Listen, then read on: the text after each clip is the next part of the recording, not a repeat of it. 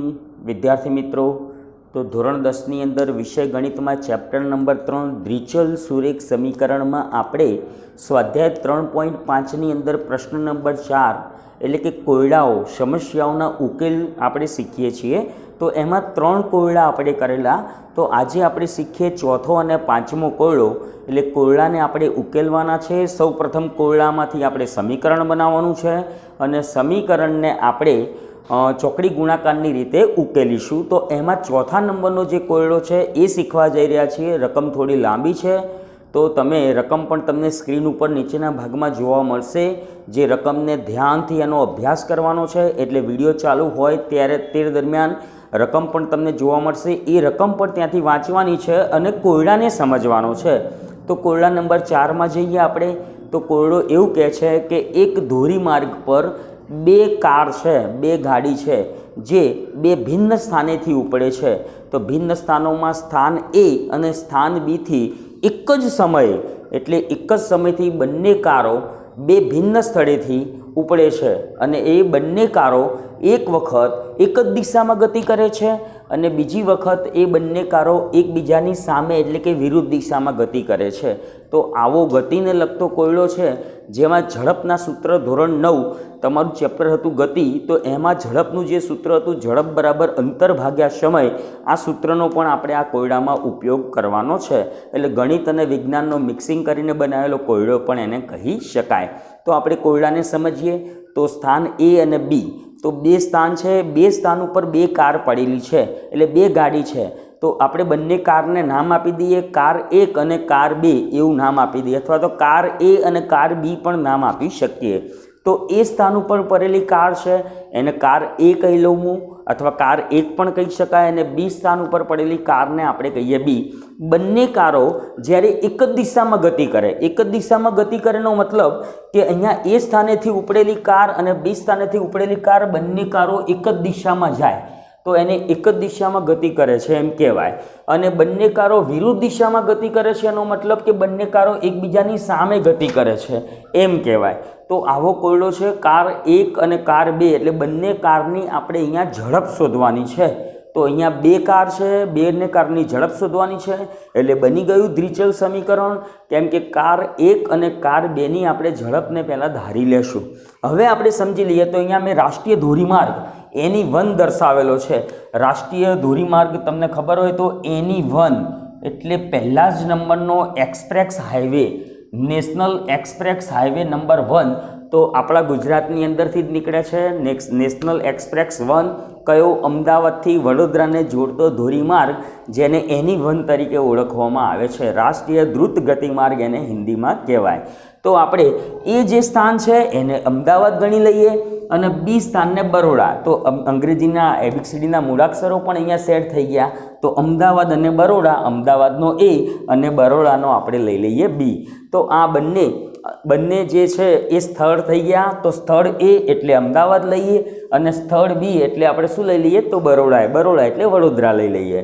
તો હવે એક કાર અહીંયા ઊભી છે, એ કારને હું કાર એ નામ આપી દઉં અથવા તો કાર 1 કહી દઉં છું, અને એક કાર અહીંયા ઊભી છે જેને આપણે કાર 2 તરીકે ઓળખીએ એટલે બીજા નંબરની કાર। હવે બંને કારો અમદાવાદથી વડોદરા વચ્ચેનું અંતર તમને આપેલું છે। તો અમદાવાદથી બરોડા વચ્ચેનું અંતર એટલે એ અને બી સ્થાન વચ્ચેનું અંતર આપણને આપેલું છે 100 કિલોમીટર અંતર આપેલું છે અને લગભગ 100 કિલોમીટર સાચું અંતર છે। તો અમદાવાદથી વડોદરા વચ્ચેનું અંતર પણ 100 કિલોમીટરનું છે એટલે સ્થાન એ અને સ્થાન બી વચ્ચેનું અંતર 100 કિલોમીટર છે। તો આ થઈ ગયું અમદાવાદનું ટોલ નાકું એક્સપ્રેસ હાઈવેનું, અને આને લઈએ આપણે વડોદરાનું ટોલ નાકું એક્સપ્રેસ હાઈવેનું। હવે બંને કારો એક જ દિશામાં એટલે આ તરફ ગતિ કરે છે। તો બંને કારો પાછી શું છે કે કાર જ્યારે ગતિ કરવાનું ચાલુ કરે ત્યારે કાર પાછી અચળ ઝડપે ગતિ કરે છે। બંને કારની ઝડપ જુદી જુદી છે પરંતુ ગતિ કેવી રીતે કરે છે? અચળ ઝડપે। જો બંને કારની ઝડપ એક સરખી હોય તો બંને કારો ગમે એટલી આગળ જાય તો એકબીજાને મળવાની નથી, કેમ કે વચ્ચે 100 કિલોમીટરનો ગાળો પહેલેથી જ છે। તો બંને કારની ઝડપ તો જુદી જુદી છે પણ બંને કાર કઈ રીતે ગતિ કરે છે તો અચળ ઝડપથી ગતિ કરે છે। એટલે કાર નંબર 1 સમજો કે 60ની સ્પીડે ઉપડી તો ઠેક સુધી 60ની સ્પીડે જ ગતિ કરે છે, એટલે 1 કલાકમાં ફિક્સ 60 કિલોમીટર અંતર કાપે છે। કાર બી જે બીજા નંબરની કાર છે એ 40ની સ્પીડે ઉપડે તો એ 40ની સ્પીડે અચળ ઝડપથી ગતિ કરે છે। તો હવે બંને કારો, હવે પહેલા વાક્યમાંથી આપણે પહેલું સમીકરણ બનાવશું। તો સમીકરણ નંબર 1 બનાવવા માટે બંને કારો જ્યારે એક જ દિશામાં ગતિ કરે ત્યારે 5 કલાક પછી એકબીજાને મળે છે। એટલે આ જ ધોરીમાર્ગ ઉપર 5 કલાક પછી કોઈ સ્થળે એકબીજાને મળે છે। તો ચલો કાર 1 અને કાર 2 બંને એક જ દિશામાં ગતિ કરે છે। પહેલાં તો પહેલું જ કામ કરી દઈએ, બંને કારની આપણે ઝડપને ધારી લઈએ। એટલે ધારો કે ચલો ધારીશું કે ધારો કે કાર 1ની ઝડપ x કિમી પ્રતિ કલાક છે, આ આપણે ધારી લીધું, x કિમી પ્રતિ કલાક છે। અને બીજી કાર છે જેને કહું કાર 2, તો કાર 2ની ઝડપ y કિમી પ્રતિ કલાક છે, એવી અચળ ઝડપથી ગતિ કરે છે એવું આપણે સૌપ્રથમ ધારી લઈએ। હવે આપણે ઝડપના સૂત્રને યાદ કરીશું। તો ઝડપ બરાબર શું હતું? તો ઝડપ બરાબર અંતર ભાગ્યા સમય। તો આ સૂત્ર યાદ રાખવાનું છે કે ભાઈ ઝડપ બરાબર અંતર ભાગ્યા સમય। એટલે કોઈ પણ પદાર્થની ઝડપ અંતર અને સમયના ગુણોત્તરમાં હોય છે। તો ઝડપ બરાબર અંતર ભાગ્યા સમય ધોરણ 9ની અંદર વિજ્ઞાન વિષયમાં ગતિ ચેપ્ટરમાં તમે શીખી ગયા છીએ। હવે આપણે અંતરને એમ રાખીએ અને સમયને બરાબરની આ બાજુ આવીએ તો શું થશે? તો અંતર બરાબર ઝડપ ગુણ્યા સમય થઈ જશે। તો અંતર બરાબર થઈ જશે ઝડપ ગુણ્યા સમય। તો યાદ રાખવાનું છે અંતર એના જગ્યાએ જ રાખ્યા, સમય છેદમાં છે, બરાબરની આ બાજુ લઈ ગયા એટલે ઉપર જાય। તો ઝડપ ગુણ્યા સમય બરાબર થઈ ગયું અંતર। એટલે આપણે જો સૂત્રમાં લખવું હોય તો ડિસ્ટન્સ માટે d આપણે લઈએ, ચલો ઝડપ માટે v લેવાય અને સમય માટે આપણે શું લઈએ? તો ટાઈમ માટે t લઈ લઈએ। એટલે d બરાબર vt અથવા તો v ગુણ્યા t। તો હવે આ સૂત્ર થઈ ગયું અંતરનું। હવે આપણે બંને કારે કાપેલું અંતર જોશું। તો પહેલો જે તબક્કો છે, બંને કાર એક જ દિશામાં ગતિ કરે છે ત્યારે બંને કાર એકબીજાને 5 કલાક પછી કોઈ સ્થળ પર મળે છે। તો કાર 1 અને કાર 2 અચળ ઝડપથી નીકળે છે અને બંને કારો એક્ઝેક્ટ 5 કલાક પછી આ સી સ્થાને એકબીજાને ભેગી થાય છે। હું એવો અંદાજો લગાવું તો સી સ્થાને એકબીજાને ભેગી થશે। તો કાર 1 કાપેલું અંતર કેટલું અને કાર 2 કાપેલું અંતર કેટલું થશે એ પહેલાં સમજવાનું છે।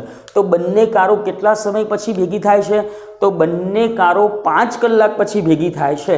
તો કાર 1 કાપેલું અંતર કેટલું થશે અને કાર 2 એટલે બીજા નંબરની જે ગાડી છે એને કાપેલું અંતર કેટલું થશે એ આપણે શોધીશું। તો અહીંયા લખીએ કે બંને કાર એક જ દિશામાં જ્યારે ગતિ કરે, એક જ દિશામાં અચળ ઝડપે ગતિ કરે છે અને 5 કલાક પછી બંને કાર શું થાય છે? ભેગી થાય છે। 5 કલાક પછી ભેગી થાય છે। ચલો કાર 1 કાપેલું અંતર કેટલું થશે? તો અંતર બરાબર શું હતું? ઝડપ ગુણ્યા સમય। તો કાર 1 કાપેલું અંતર એટલે કાર 1 કાપેલું અંતર, તો એને કાપેલું અંતરને હું d1 લઈ લઉં। તો કાર 1 દ્વારા કાપેલું અંતર d1 બરાબર શું થાય? તો v ગુણ્યા t। ચલો v એટલે ઝડપ અને ગુણ્યા લાગતો સમય। તો d1 બરાબર v ઇન્ટુ t। તો v એટલે કાર 1ની ઝડપ આપણે કેટલી ધારેલી? તો કાર 1ની ઝડપ x, એટલે ઝડપ થઈ ગઈ x અને સમય કેટલો લાગે છે? તો સમય 5 કલાક પછી ભેગી થાય છે એટલે ગુણ્યા 5, માટે d1 બરાબર થઈ ગયા 5x। ચલો હવે કાર 2 માટે જશું। તો કાર 2 કાપેલું અંતર કેટલું થશે? તો કાર 2 દ્વારા કાપેલું અંતર જેને d2 લઈ લઉં તો d2 બરાબર શું થશે? તો કાર 2ની ઝડપ ગુણ્યા સમય। તો કાર 2ની ઝડપ છે y અને ગુણ્યા સમય પણ એના માટે કેટલા કલાક લાગે છે? 5 કલાક લાગે છે। એટલે એ અંતર થઈ ગયું 5y કિલોમીટર અંતર થશે। હવે આપણે આમાંથી સમીકરણ નંબર 1 બનશે। ચલો કાર 1 કાપેલું અંતર એટલે તમને ખ્યાલ આવે અહીંયાથી માંડી અને આટલું અંતર થાય અને કાર 2 કાપેલું અંતર એટલે અહીંયાથી કાર ઉપડી એટલે અહીંયાથી માંડી અને આટલું અંતર થાય, તો કાર 1 દ્વારા કાપેલું અંતર AC થાય અને કાર 2 દ્વારા કાપેલું અંતર એ BC થાય। તો હવે આમાંથી આપણે સમીકરણ બનાવીએ તો કાર 1નું અંતર અને કાર 2નું અંતર બંનેના અંતર વચ્ચેનું ડિફરન્સ કેટલું છે? તો કાર 1 છે એ 100 કિલોમીટર અંતર વધુ કાપે છે, તમે અહીંયા ધોરીમાર્ગ પર જોઈ શકો છો। તો કાર 1 આ A અને B વચ્ચેનું અંતર 100 છે, માટે કાર 1 દ્વારા 100 કિલોમીટર અંતર વધુ કપાય છે અને કાર B દ્વારા 100 કિલોમીટર અંતર ઓછું કપાય છે, માટે કાર A કાપેલા અંતર માઇનસ કાર 2 કાપેલું અંતર બરાબર 100નો ગેપ થઈ ગયો, 100નો ડિફરન્સ થઈ ગયો। તો આ બની ગયું તમારું સમીકરણ નંબર 1। તો અહીં કાર 1નું અંતર માઇનસ કાર 2નું અંતર બરાબર કેટલા? 100 કિલોમીટરનો ગાળો થશે, કેમ કે કાર 1 એ 100 કિલોમીટર વધુ અંતર કાપે છે।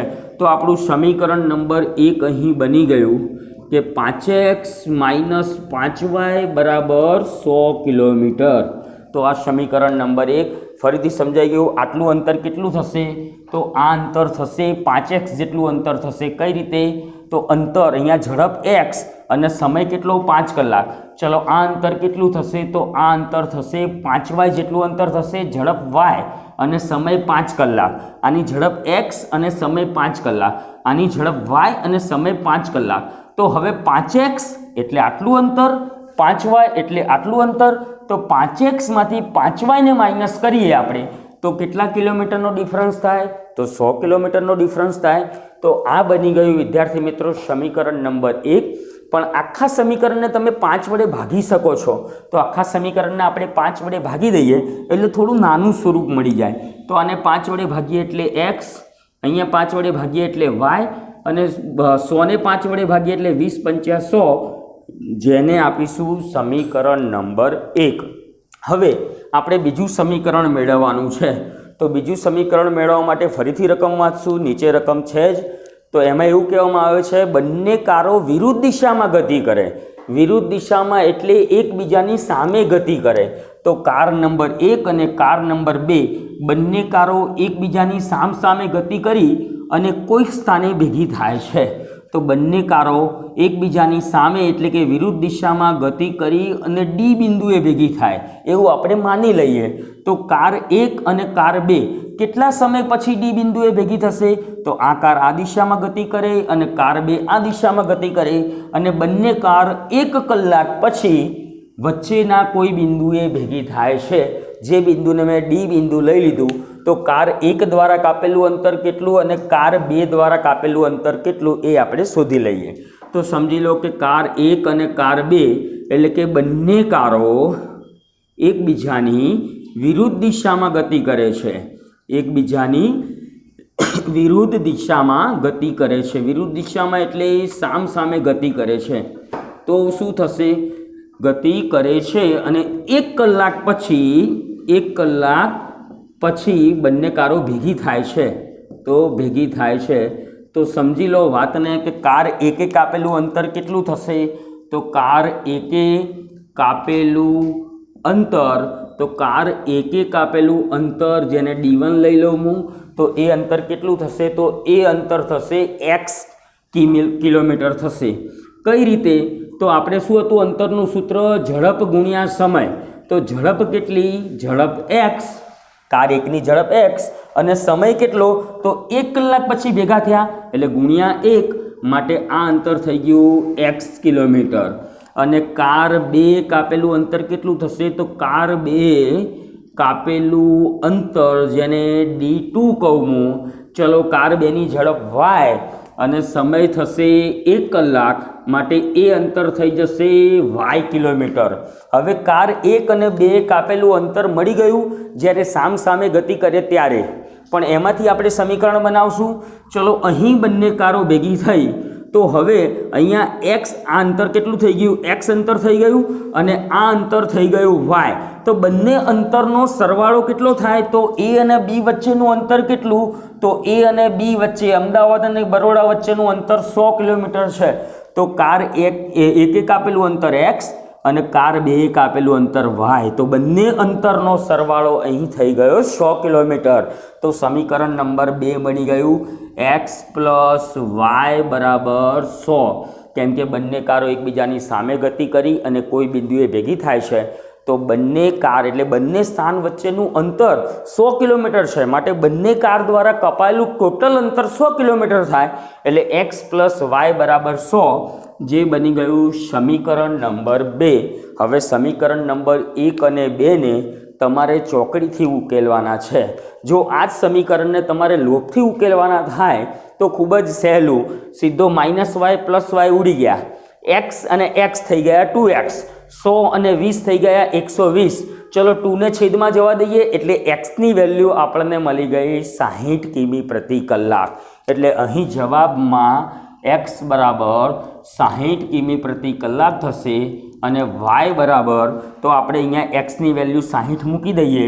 ચલો 60 ને જવા દો બરાબરની પેલી બાજુએ, તો y બરાબર થશે 100 - 60, એટલે y બરાબર થશે 40 કિમી પ્રતિ કલાક. તો આ બંને કારની ઝડપ મળી ગઈ. કાર 1ની ઝડપ 60 કિમી પ્રતિ કલાક અને કાર 2ની ઝડપ 40 કિલોમીટર પ્રતિ કલાક. ચલો આ કોયડાનો જવાબ સાચો છે કે ખોટો એનો આપણે તાળો મેળવીએ. તો તાળો મેળવશું. તો ચલો અહીંયા 60 કિલોમીટરનું અંતર કાપ્યું, અહીંથી બંને કાર 40 કિલોમીટરનું અને ટોટલ અંતર 100 થઈ ગયું. એટલે બીજા કિસ્સામાં તો સાચો છે. પહેલા કિસ્સામાં આપણે જોઈ લઈએ. તો પહેલા કિસ્સામાં કાર 1 આપેલું અંતર 5x, તો કારની ઝડપ કેટલી છે 60, 60 × 5 એટલે કાર 1 300 કિલોમીટર અંતર કાપી દેશે 5 કલાકમાં. અને કાર 2 કેટલું અંતર કાપશે, તો કાર 2નું કાપેલું અંતર 5y. ચલો yની કિંમત આવી ગઈ 40, તો અહીંયા 40 મૂકીએ તો 5 × 40 એટલે 200 કિલોમીટર અંતર કાપશે 5 કલાકની અંદર. અને આ 300 કિલોમીટર, તો બંને કારના અંતરની અંદર 100નો ડિફરન્સ થઈ ગયો, જે આ A અને B સ્થાન જેટલો ડિફરન્સ છે. તો વિદ્યાર્થી મિત્રો આ રીતે આવા દાખલાને સોલ્વ કરી શકાય. ચલો દાખલા નંબર 5 એટલે કે 5મો કોયડો આપણે જોઈએ. તો 5મો કોયડો લંબચોરસવાળો કોયડો છે. તો લંબચોરસની પહેલાં એક વાત કરી દઈએ કે લંબચોરસ એટલે શું. તો એવો ચતુષ્કોણ કે જેના ચારે ખૂણા કાટખૂણા હોય અને જેની સામસામેની બાજુ સરખી હોય, તો આપણે એવા સમાંતર બાજુ ચતુષ્કોણને આપણે લંબચોરસ કહીએ.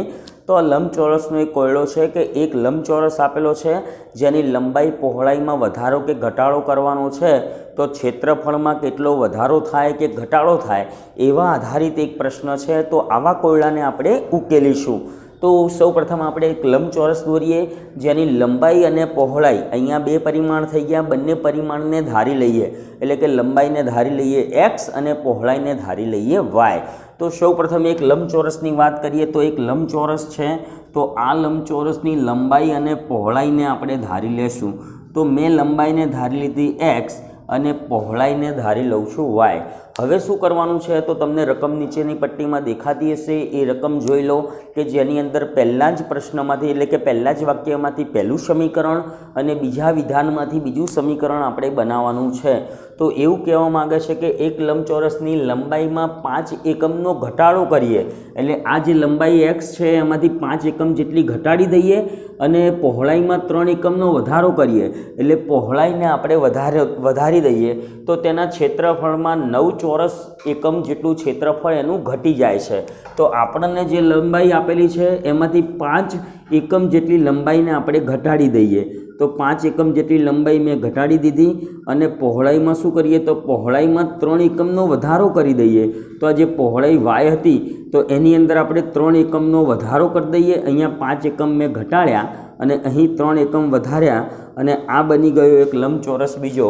તો આ લંબચોરસનું ક્ષેત્રફળ મૂળભૂત લંબચોરસના ક્ષેત્રફળ કરતાં 9 ચોરસ એકમ જેટલું ઘટી જાય છે. તો એના પરથી આપણે સમીકરણ નંબર 1 બનાવવાનું છે. તો સૌપ્રથમ આપણે લંબચોરસમાં તમને ખબર પડી ગઈ. તો આપણે સૌપ્રથમ ધારી લઈએ 2 ચલ, એટલે કે ધારો કે લંબાઈ બરાબર x અને પહોળાઈ બરાબર y. એટલે ધારો કે એક લંબચોરસની લંબાઈ x છે અને પહોળાઈ y છે. ચોરસની લંબાઈ x પણ આપણે અહીંયા એકમ આપેલો ન હોવાથી આપણે એકમ લખીશું, x એકમ છે, અને પહોળાઈ પહોળાઈ લઈ લઈએ છીએ વાય એકમ, તો લંબચોરસની પહોળાઈ વાય એકમ છે, તો આપણે આ સૌ પ્રથમ ધારી લીધું. હવે લંબચોરસનું ક્ષેત્રફળ બરાબર, તો લંબચોરસના ક્ષેત્રફળનું સૂત્ર છે લંબાઈ ગુણ્યા પહોળાઈ. તો અહીં લંબાઈ x અને પહોળાઈ y, માટે લંબચોરસનું ક્ષેત્રફળ થઈ ગયું xy. એટલે સૌપ્રથમ આપણે આ જે મૂળભૂત લંબચોરસ છે એનું ક્ષેત્રફળની વાત કરીએ તો લંબચોરસના ક્ષેત્રફળનું સૂત્ર છે l ગુણ્યા b, લંબાઈ ગુણ્યા પહોળાઈ. એટલે લંબાઈ છે x અને પહોળાઈ છે y, માટે લંબચોરસનું ક્ષેત્રફળ થઈ ગયું xy. આ મૂળભૂત જે આપણે ધાર્યો છે એ લંબચોરસનું ક્ષેત્રફળ xy થઈ ગયું. હવે આપણે બંને વિધાનો એટલે કે વિધાન નંબર 1માંથી એક સમીકરણ અને વિધાન નંબર 2માંથી બીજું સમીકરણ બનાવશું. તો વિધાન નંબર 1 છે કે લંબાઈમાં 5 એકમનો ઘટાડો કરીએ, તો આપણે વિધાન નંબર 1 પણ અહીંયા લખીશું. તો લંબાઈમાં 5 એકમનો ઘટાડો કરીએ, લંબાઈમાં 5 એકમ ઘટાડો કરતાં, ચલો 5 એકમ ઘટાડી દઈએ તો આપણી લંબાઈ શું થઈ જશે? તો 5 એકમ ઘટાડો કરતાં લંબાઈ થઈ જશે x - 5. આપણા લંબચોરસની મૂળભૂત લંબાઈ x છે, તો એમાં 5 એકમનો તમે ઘટાડો કરો એટલે લંબચોરસની લંબાઈ થઈ ગઈ x - 5 એકમ થઈ ગઈ. અને પહોળાઈમાં શું કરવાનું છે? તો પહોળાઈમાં 3 એકમનો વધારો કરવાનો છે. તો 3 એકમ વધારો કરતા અથવા વધારતા, ચલો પહોળાઈ શું થશે? તો પહોળાઈ થઈ જશે y + 3, કેમ કે અહીં પહોળાઈ આપણે 3 એકમ જેટલી વધારવાની છે. જો વધારવાની હોય તો પ્લસ અને ઘટાડવાના હોય તો માઇનસ. તો પહોળાઈ આપણી થઈ ગઈ y + 3. ચલો લંબચોરસ જે લંબચોરસ બની ગયો, હવે આપણે એનું ક્ષેત્રફળ શોધીએ.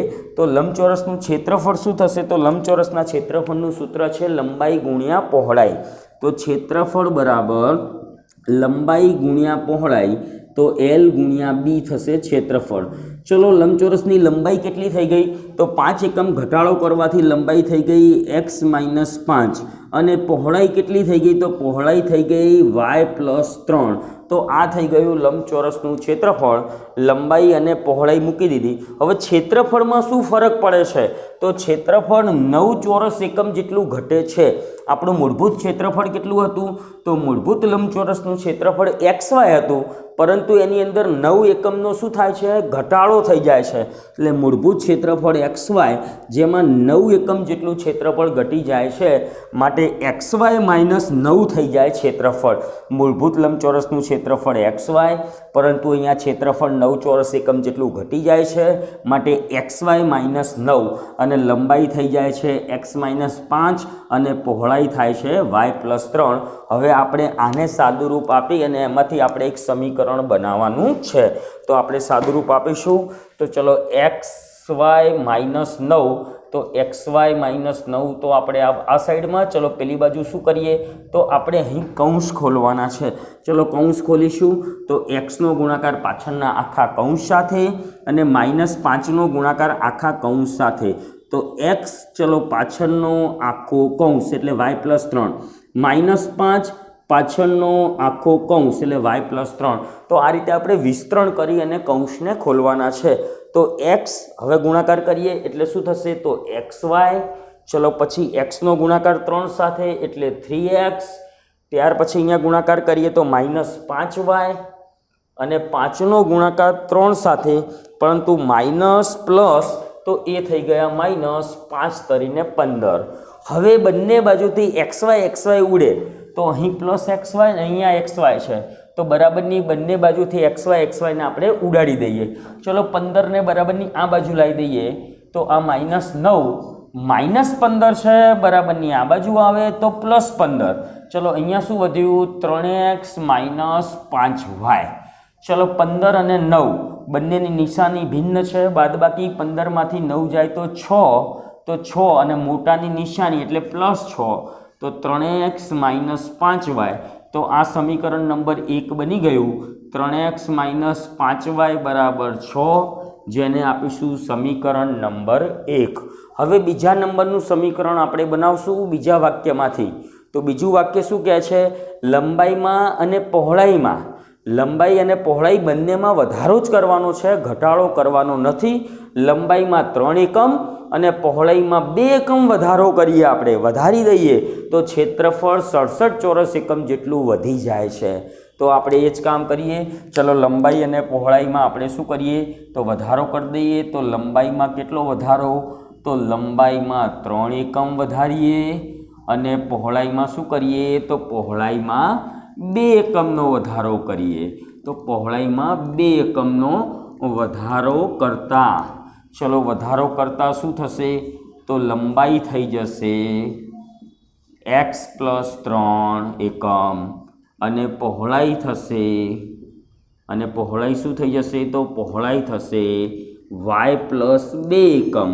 તો લંબાઈ અને પહોળાઈ બંનેમાં આપણે વધારો કરેલો છે. તો લંબાઈમાં 3 એકમનો વધારો, પહોળાઈમાં 2 એકમનો વધારો, એટલે લંબાઈ થઈ ગઈ x + 3 અને પહોળાઈ થઈ ગઈ y + 2.